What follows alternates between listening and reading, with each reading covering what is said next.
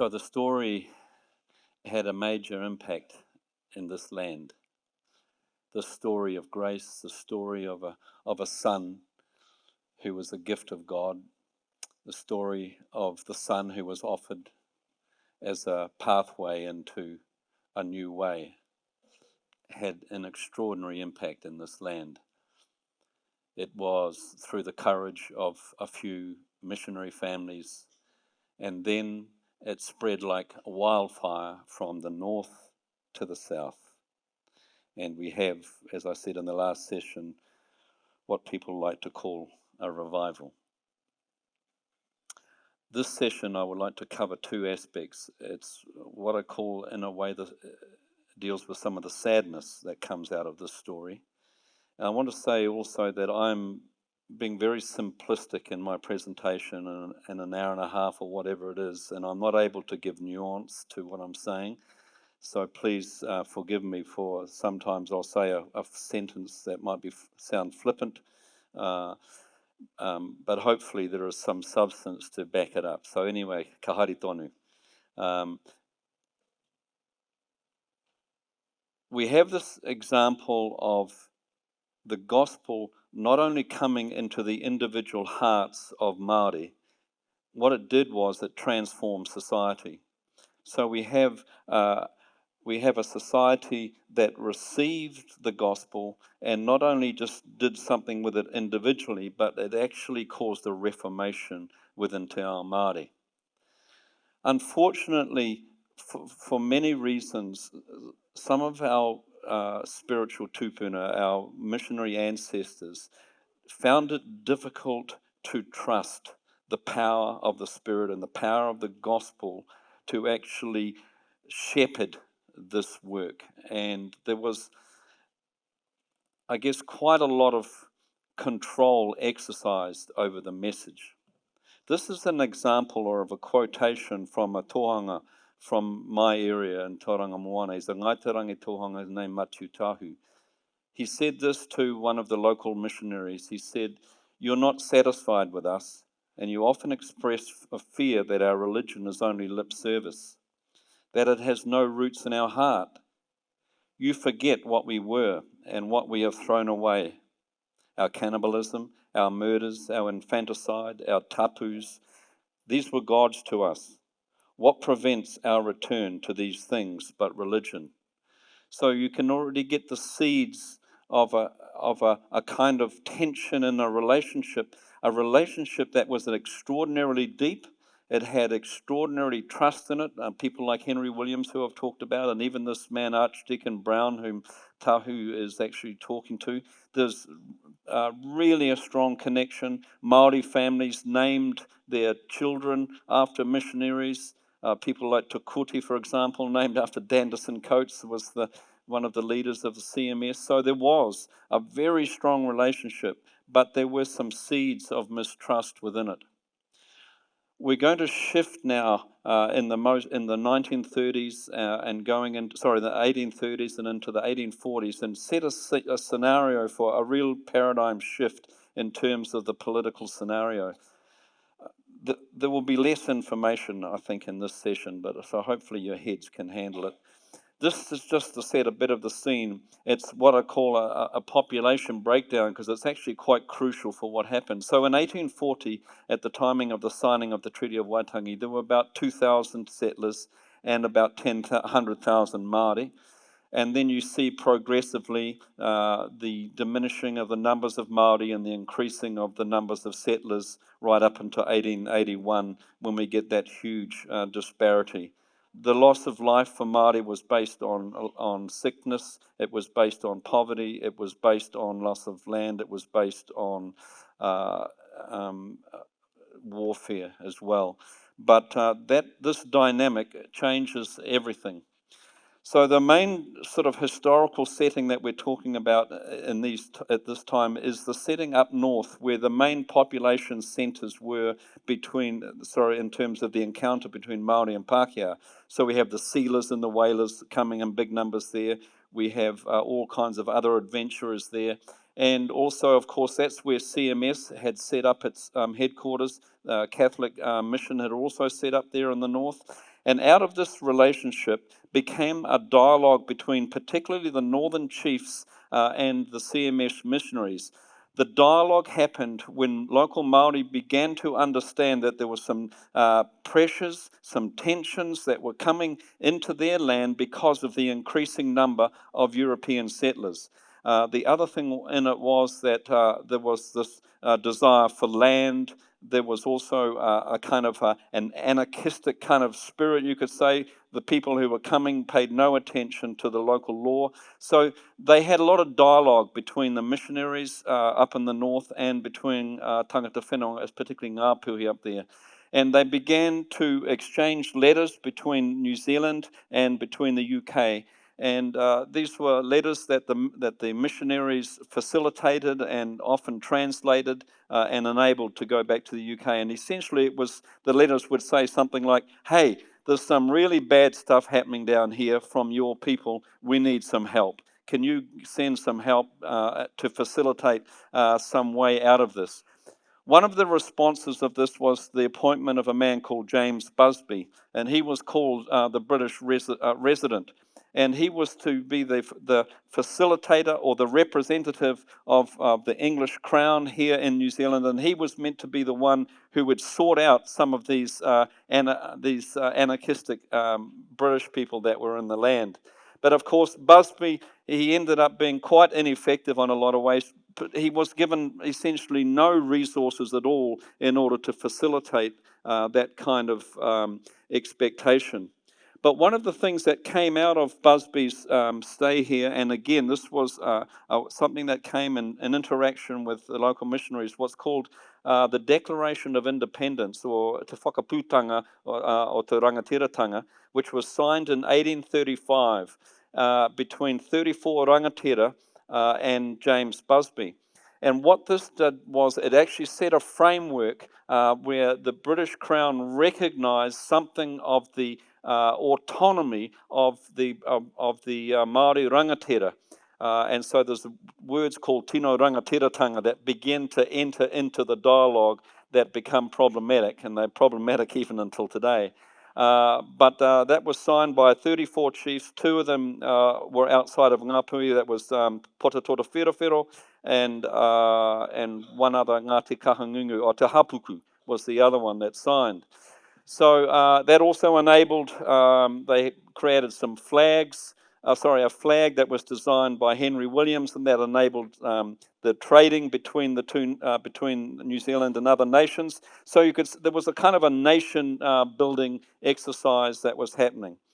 This Declaration of Independence is called up north by Ngāpuhi the Tuakana, and the Treaty of Waitangi is called the Taina, which means the older brother and the younger brother. So the Declaration of Independence by them is called the older brother, but they are saying that it sets the understanding for the treaty. Now, we haven't got time to go into that today, but that's for your own information.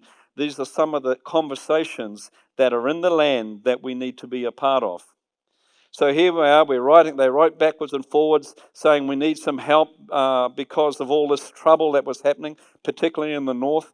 Kororareka, or which is called Russell, Marston called this the place where Satan maintains his dominion. And that wasn't because of Māori, that was because of the drunkenness of the settlers from Europe. So the problems weren't resolved, and that led to the formation and the signing of the treaty. I want to read this because I know it's a lot of detail, but I think it'll help set a little bit in terms of your own mind, in terms of forming what your understanding and thoughts are around the Tiriti of Waitangi. So this was Lord Normanby, who gave the commission to Lieutenant Governor Hobson to come out to New Zealand to get the treaty going. He wrote this as his preamble to say this is what the treaty needs to encapsulate within it in terms of how it's actually going to look. He says all the dealings with the Aborigines for their lands must be conducted on the same principle of sincerity, justice, and good faith as must govern your transactions for them for the recognition of Her Majesty's sovereignty in the islands. Nor is this all. They must not be permitted to enter into any contracts in which they might be the ignorant and unintentional authors of injuries to themselves. You will not, for example, purchase from them any territory, the retention of which by them would be essential or highly conducive to their own comfort, safety, or subsistence. The acquisition of land by the Crown for the future settlement of British subjects must be confined to such districts as the natives can alienate without distress or serious inconvenience to themselves. To secure the observance of this rule will be one of the first duties of their official protector. So you can see there's a very, I guess, a very benign aspect to this treaty here, and one of the key aspects of it is the protection of land, which as you'll be able to read in the second article of the treaty. But the treaty was signed up in Waitangi on February the 6th in 1840 between Governor Hobson and I forget 56 chiefs, I think they were there at the time. Ultimately, it was signed by 512 rangatira, both men and women, up and down the country. There's a lot of detail, of course, in the treaty and unpacking what's it all about, but my burden really is to invite us into the conversation or the narrative which joins our spiritual tupuna to the mediation of the treaty. That's the thing that I feel most strongly about at this time when speaking to Christians. One of the things that we need to understand is that the early Christian missionaries were the ones that mediated this treaty. They were the ones that facilitated its translation. They were the ones, particularly Henry Williams under his leadership, they were the ones that called the rangatira to Waitangi. There would never have been a gathering without the influence and the relationship between the missionaries and rangatira. And they were the ones who, when they stood on the treaty grounds, they translated it to rangatira, they explained it, and they gave their imprimatur, or they gave their affirmation to the treaty, to the chief, saying, we believe this is a good thing that you should sign. Finally, it was the missionaries mainly who facilitated the signing of the treaty up and down the Motu. I think every single signing, bar one, was actually facilitated and witnessed by missionaries. Claudia Orange, who's written the seminal work on the Treaty of Waitangi, says this, and she said, there is no doubt that without the missionaries' encouragement, there would be no treaty. That's paraphrasing what she said. That's kind of the key historical work. So in the midst of the debate on the treaty grounds, as it's been debated, I just want to share a couple of quotations to see how it was received by particularly Ngāpuhi up in the north. Honeheke says to Governor Hobson, he says, remain governor, a father for us. This, my friends, is a good thing. It is even as the word of God. So already within the understanding of Māori, there was a similarity to the drafting and the text of the treaty as there was to particularly the New Testament. Patuoni says this, what shall I say on this great occasion in the presence of all the great chiefs of both countries? Here then is my word to thee, O governor. Sit, stay, thou and the missionaries and the word of God, remain here with us to be a father for us. Henry Williams wrote a little bit later on, says, feeling as I did that the terms of the treaty were a sacred compact between the British government and the chiefs of New Zealand, I was able to speak with confidence as to the integrity and to the honour of England. So this is Henry Williams basically saying, I stood behind the treaty. I mediated it because I believed in the integrity of the British Crown and the ones that were offering this to Māori. So we have this incredible event, this signing of the treaty in 1840. So Māori in large numbers signed this, came into this agreement. What happened after that? What happened after 1840? One of the key issues that happened, or one of the key discussions that happened post the signing of the treaty was the discussion about this thing called autonomy or sovereignty, or who holds the power. And so that discussion actually happened very quickly. So Honiheke, for example, in this photograph, in this painting here, is recorded of actually chopping down the flagpole up in the north there. He chopped it down 3 times. What was the chopping of the flagpole for? I heard this story as a young boy. I had no understanding of what it was all about. What he was saying was, I challenge the sovereignty of the British Crown and their usurping of our own tino rangatiratanga. This is the symbolic gesture of this chopping down the flagpole. This was one of the big issues. So this, you can imagine, this narrative, this conversation begins to circulate up and down through the different marae and amongst different leaders. The next thing was this quest for land. So my settler forefathers, and obviously many of yours, came into this country. And what is it that they wanted? What was really the one thing that was in their hearts? Their desire was for land, te pūtake o te rere. The guts or the cause of the anger was the demand, an insatiable demand for land.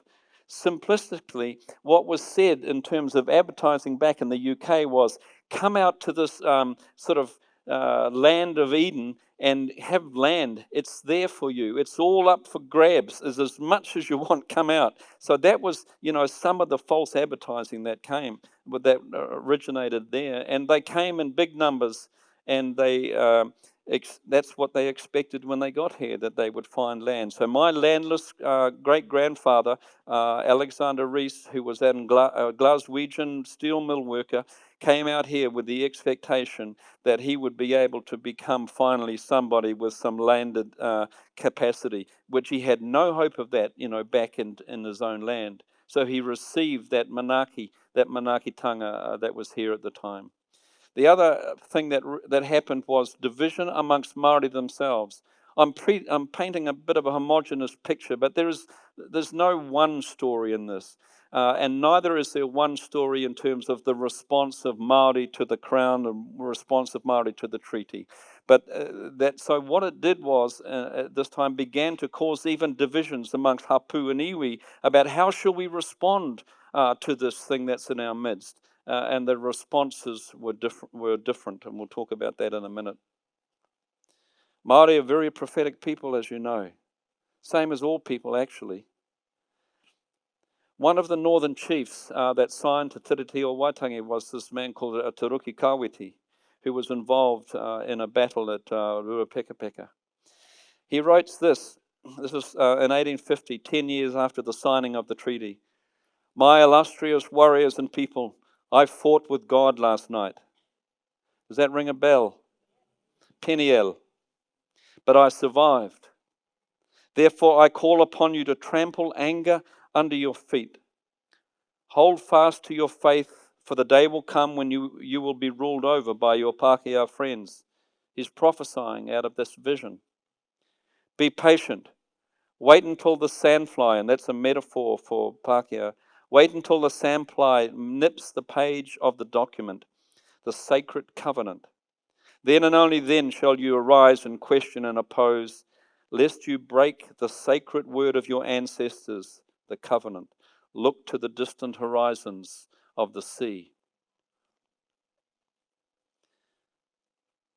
Prophetic response began to emerge throughout the country. And as I said, there were several aspects to that response, and some of it was, you could label it simply as a prophetic response, and we get the rise of people like Tua Haumene and Te Mai Hauroa, Tohu Kākahi Te Whiti o Rongamai, and others who had been strongly influenced by the gospel, strongly influenced by the word of God, but began to respond to this demand for land and the incursions upon their sovereignty with prophetic leadings. There were those that actually rose up and said, no, enough is enough. Kati. We will defend the mana of our land, and they would respond as they did Taranaki and up north and the Waikato. They actually responded in a self-defense manner of using weapons. We had the early outbreak of tension up north through Ruapekapeka, as I mentioned, but I guess the most serious major outbreak, and the first one was in Taranaki around Waitara. And there it became, again, because the thirst for land, Maori leadership resisted it. The Crown said, no, we have the right to purchase this land off one of your sub-chiefs. And so what happened, there was an outbreak of war there. In that time, the missionary response was essentially pro-Māori. They became called Whilo Māori, or Māori lovers they were called in those days. And people like Octavius Hatfield from here were strongly defenders of Māori, and particularly in the Taranaki War situation, and making declarations and back to England and here to say, this is unjust. The way that the Crown is dealing with Māori is an unjust thing. Again, what happened was the wars continued to explode, you could say, and of course there's the Seminole War in the Waikato and the invasion by Cameron into the Kingitanga territory across the Aukati at Mangatawhiri, and there came, I think, this for me is the kind of where the major split between many of the CMS missionaries and Māori took place. With the rise of the Māori king, many missionaries couldn't get their head around the fact that there was a queen in England and there was a Māori king here. So people like Wiremu Tamihana, for example, the kingmaker, were proponents of a kingly system to unite their people. But the missionaries would say to them, hey, you can't have a king here and a queen there. If you have a king here, you're rebelling against the queen. And so there became this division. And so particularly over the war in the Waikato and the war in Tauranga, we see the thing that was once a very close relationship, I think, was for a period of time was irreparably damaged.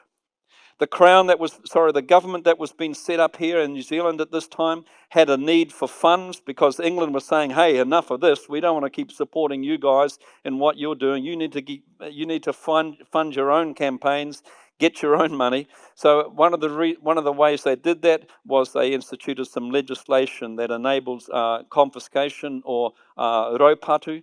So as a response of Māori resisting the government forces in their own land, over 3 million acres of land was confiscated. I'm just going to show two photos that give you some idea of what happened, what it looked like. So if you look up on the top left there, you'll see the land that was in control of Māori hands in around 1860. And then the bottom left is 1890, top left is 1910, and the bottom right is 1939. I wept when I first saw this map. 100 years after the signing of the Tiriti o Waitangi, the North Island, a treaty that had as its second article the protection of land, looked like this. The South Island was much quicker. Look, there are very complex reasons in this, and there's not just one reason for the loss of the land, but this is the net result. Māori lost the majority of their land. What was the impact? This loss of land equated to a loss of mana, a loss of their economic base. Can I suggest that one of the core human needs is identity? The loss of mana impacts hugely one's own identity. This went to the core of the identity of who Māori are. The loss of land, tangata whenua. The loss of language, the loss of culture, and, dare I say it, the proposition that you just need to assimilate. Become like us because you're a dying race. This is the narrative that came forth. The glorious mission, gospel mission. What happened? What happened to the relationship between the original carriers of that mission, and Māori? First off, I would say that, as I've already referred to, was the divisions. Many of the missionaries turned their attention to the settler church. They said, well, we don't have any parishioners amongst Māori anymore. Let's become vicars of the local settler church. The other thing is the emergence of what I call the indigenous Christian movements, and I've referred to some of those already, of Te Ua Haumene and others, and that narrative. May I say that the missionaries thought that everything was dead. All the letters back to England were saying it's all over. Our 30 or 40 years of labour has turned to custard. There's nothing left. I thought that for a while, but actually, if you spend any time in Te Ao Māori, you'll see that the seeds of that gospel stay there until even today. That I call it now, basically it went underground. But we have there the separation of Te Ao Pākehā, Te Ao Māori. Ngāti Maniapoto said, when the missionaries came first, they had two ploughs, one for heaven and one for earth. The one for heaven was kept going before our eyes. The other was kept out of sight. Can you see this mistrust that was once something beautiful had entered into the land? The other thing I see is, for the most part, all through these years, the invasion of Parihaka in 1881, things like that, the church was silent. The narrative of Naboth's vineyard began to emerge. Māori would write to the parliament, couched in biblical terms, quoting Ephesians and other things like that, saying, we are one in Christ. Can you not do something for us? And be surprised that the response was wholly secular.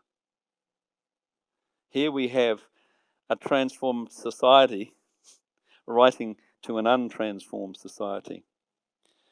The story of Naboth's vineyard, which talks about the taking of Naboth's vineyard by Ahab and Jezebel, became a motif that Māori used up and down the land to describe what was happening to their own land, in writing to the crown and in actually making a stand for themselves and saying, this is what's happened.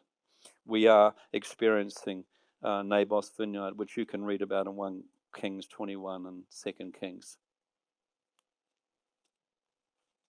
That was what I call the desolation of particularly the CMS mission around the turn of that century. I want to suggest that there is a covenant in the land, that there is a treaty in the land, and that God takes treaties and covenants seriously. One quick example is the Gibeonite treaty that was forged in deception between the tribe of the Gibeonites with the tribe of Israel. That covenant was broken, and 400 years later, God judged them. I want to suggest that God has got a long memory. 400 years is a long time to render some kind of judgment because of a breaking of a treaty. I want to suggest also that not only does God remember the treaty, but Māori remembered the treaty as well. So thinking that the Pākehā Church was essentially silent on these things through the years, of course there were some exceptions. People like Grace, who laboured amongst Tu Wharetoa, and others are really wonderful examples of an exception. But the narrative of the treaty continued to remain not only within the wider Te Ao Māori, but within what I would call the Māori church. Mary Rikiriki prophesied about her nephew, says there's one coming who will carry on one hand Te Paipera Tapu and in the other, Te Tiriti or Waitangi. And so, of course, T.W. Ratner stands as a person who represents, in many ways, just the most extraordinary outpouring of the power of God in this land in terms of healing, but also a person who understood the covenantal nature of political treaties. In 1934, one of our Governor Generals, a man called Lord Bledisloe, who had come into ownership of the treaty grounds. The treaty grounds had fallen into disrepair. The building was broken down, etc. He came into possession of it, and he gave it back to the country. And he said this. I think it's actually a prophetic statement. I don't know that he would know that, but that's what I'm seeing it as. He said, "Let Waitangi be to us all a tatau pounamu. Let it be a greenstone door." A tatau pounamu is a metaphor for reconciliation, right? Let this Waitangi be a treasured doorway through which we can go through to be reconciled. So he just put that out there in 1934. It was not sort of majorly picked up. It just was one of those things. But it was one of those. It was a progenitor, really, I think, of where we can be today. In 1940, Sir Aparanga Ngata was involved in building the wharanui there, and this is a beautiful picture of him doing the haka with Ngāti Pirou in front of the treaty house that now stands in Waitangi. The narrative moves in and out, up and down. As I suggested, the narrative never left the table of Māori, but it left the table of Pākehā. The conversation around the treaty was up and down this nation in Te Ao Māori, but it was never part of the conversation when I was growing up around our dinner table. I want to read this statement of Whakahuhu Verko, who was the bishop of an Anglican bishop of Aotearoa, New Zealand. It was done in 1990, which is the 150th anniversary of the signing of the treaty. I'm reading it because I think it has currency today. I still think that it's still carrying something in it for us to listen to. Whakahuhu Verko was not a political person at all. In fact, when he was standing before the Queen and all the dignitaries, and nobody expected much to come from him, to be honest. I don't mean to be rude, but they thought it would just be a nice ecclesial address, and he stood, and this is what he said. I want to quote from a Psalm 137. By the rivers of Babylon, there we sat down, and there we wept when we remembered Zion. It's much more expressive in Māori, and I take liberties with the scripture. E te tahi o ngā wahi o Waitangi noho ana tātou I reira. E tangi ana tātou ka mahara ki a hiro. By the waters of Waitangi, which literally means the weeping waters, we sat down and we cried when we remembered Zion. Some of us have come here to celebrate, some to commemorate, and some to commiserate, but some to remember what happened on this sacred ground. We have come to this sacred ground because our tupuna left us this ground 150 years ago. A compact was signed. A covenant was made between two people. A unique and unusual circumstance. But since the signing of that treaty 150 years ago, I want to remind our partner that you have marginalized us. You have not honored the treaty. In fact, we have not honored each other in the promises that we have made on this sacred ground. Since 1840, the partner that has been marginalized is me. The language is yours.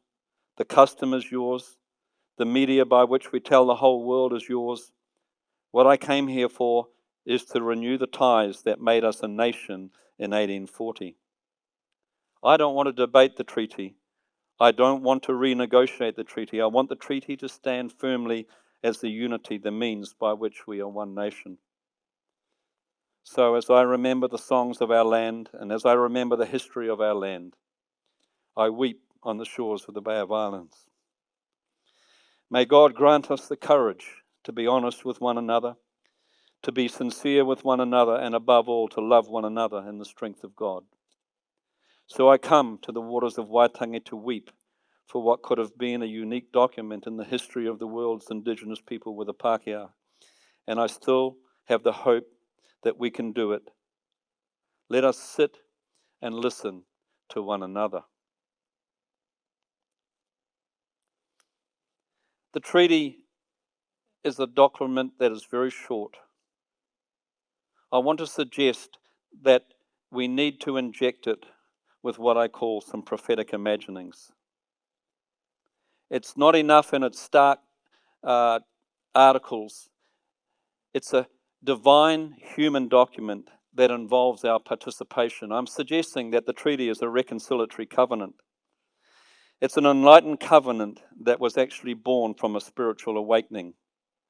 As I mentioned before, about the Clapham sect and those people, I'm suggesting that this treaty would never have happened, might not have happened, should I be less stringent, without the Wesleyan revival and the Whitfield revival.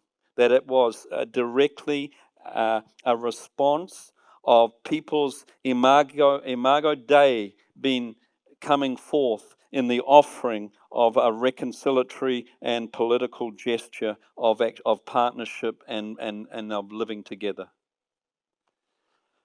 Manuhia Bennett says the treaty is a sacred covenant entered into by the Crown and Maori based on the promises of two people to take the best possible care that they can of each other. Both parties have a common moral duty to abide by the Christian and traditional Maori values that it embodies. This is a very important slide for many of you here today. It's a statement by Judge Eddie Jury, and it says this: "We must not also forget that the treaty is not just a Bill of Rights for Māori. It is a Bill of Rights for Pākehā too. May I suggest it's a Bill of Rights for all who enter into the land justly. Whether you're Pākehā, whatever your settler background is, the Treaty of Waitangi is for you. It is the treaty that gives Pākehā the right to be here.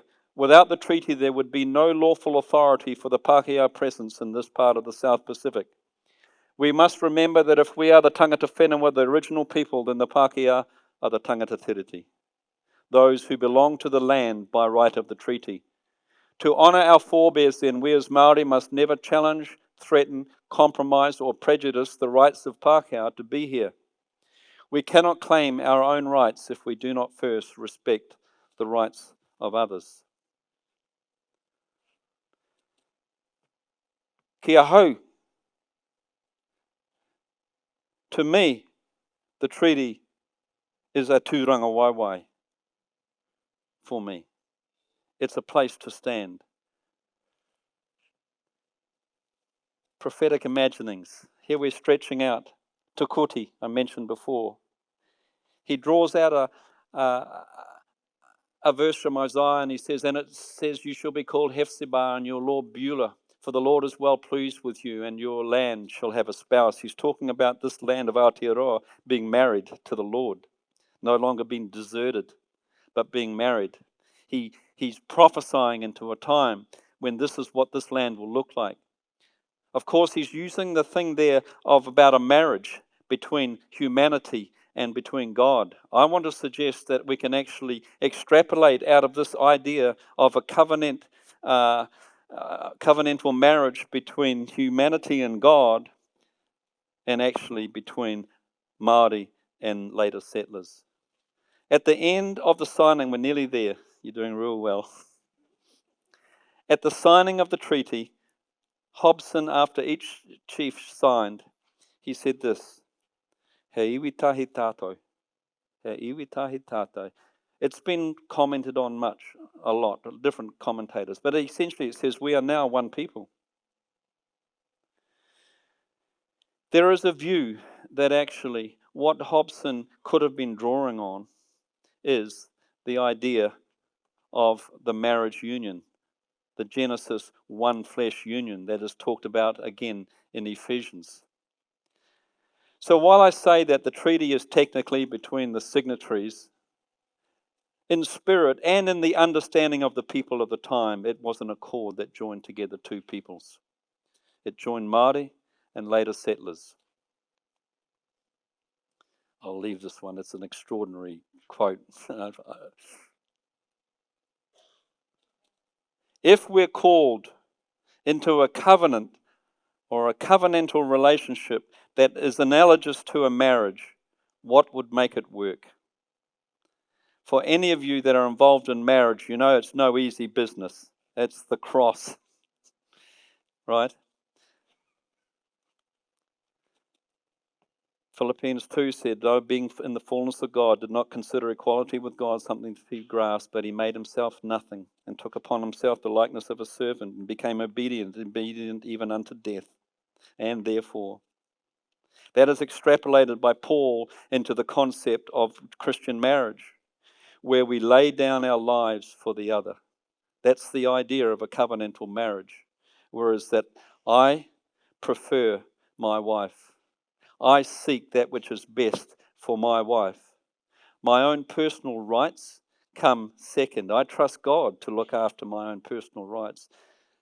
And perfectly, I seek to honor her in that covenantal relationship of oneness, that she would prosper and that she would do well. So I submit to God and I submit to her, and I trust that somehow God will work it together for good for those of us. I want to finish here by saying that this treaty is a covenant of grace from Māori to us later settlers. It needs, however, to go beyond political rights talk. It needs to be injected with an understanding of what agape, aroha, and love and sacrificial giving to the other is. I want to suggest that it's much more than a political treaty, but it's an invitation into intimacy. Kanohi ki te kanohi. The call for me as a treaty person is to honour tangata whenua, so that I am desiring for them their highest good.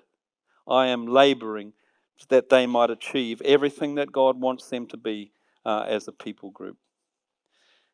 I suggest that leads to an ethic of knowing, preferring, and prospering that finishes with shalom or maungarongo. Human covenants for the prospering of society. That's why they're given to us. I'm going to finish on this slide.